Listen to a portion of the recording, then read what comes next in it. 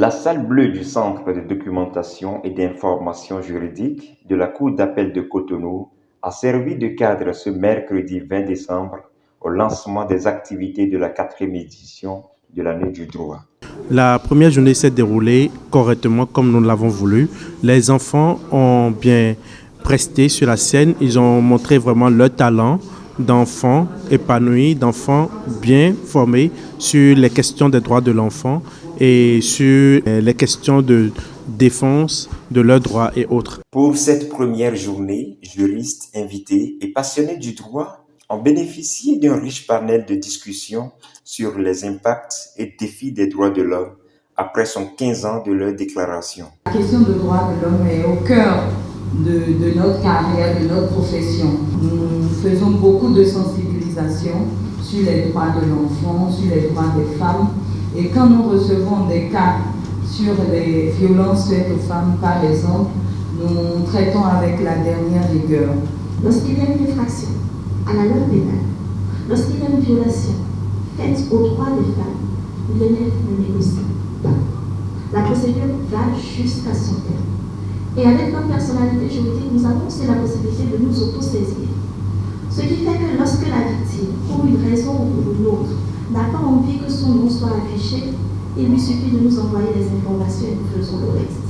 Pour mieux s'imprégner des réalités judiciaires, le public a eu également droit à un procès fictif. Présenté par des enfants, ce procès soulève, entre autres, des problématiques de viol et la protection des mineurs en République du Bénin. On peut dire que l'imam n'ignorait pas qu'il ne devait pas violer une fille, parce que lui-même a dit de sa propre bouche qu'il n'acceptera jamais que quelqu'un d'autre viole sa propre fille. Donc, moi je dis qu'il faut punir cet acte. Merci, monsieur le président. L'examen approfondi des éléments de preuve et des arguments présentés, ce tribunal déclare l'imam coupable d'avoir enfreint les règles de protection des mineurs. Ce procès est maintenant clos. Nous espérons que cette décision contribuera à rétablir la justice et à protéger les droits des enfants. L'audience est fermée.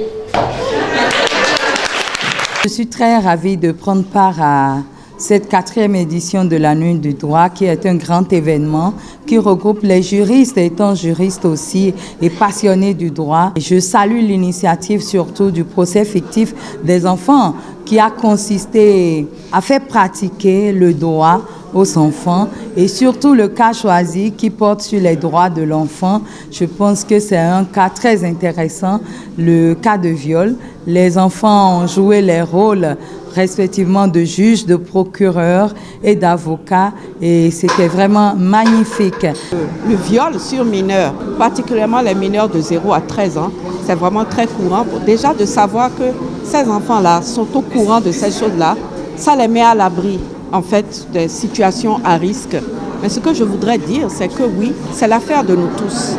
Et quand on voit des enfants de cet âge se pencher sur ce sujet, on se dit que c'est un phénomène de société, la question du viol sur mineur. Et que violer un mineur ne fait pas partie de notre culture, ça ne fait pas partie de nos traditions. Donc il y a une transformation sociétale à faire pour qu'on revienne à nos normes. Ce n'est pas africain, ce n'est pas béninois que de violer un enfant de 12 ans. Que ce procès qui a été réalisé par les enfants puisse apporter un changement réel dans notre communauté, dans notre société et que les enfants puissent devenir des ambassadeurs du droit, de la justice, partout où ils sont et que cela nous amène encore très loin pour changer la vie de nos concitoyens. Rendez-vous donc pris ce jeudi 21 et vendredi 22 décembre pour de nouvelles surprises.